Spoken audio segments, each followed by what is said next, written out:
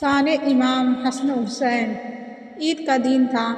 امام حسن و حسین اپنی نانا محمد صلی اللہ علیہ وسلم کے پاس آئے اور فرمایا، نانا جان، سب کے پاس سواری ہے، ہمارے پاس سواری نہیں، ہم کو بھی سواری پر بیٹھنا ہے۔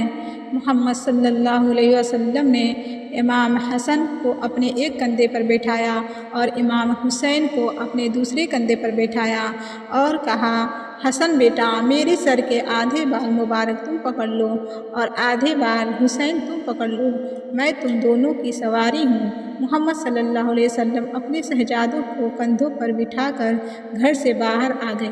جب باہر یہ منظر حضرت عمر رضی اللہ عنہ نے دیکھا تو کہا، اے حسن و حسین، تمہاری سواری کتنی خوبصورت ہے۔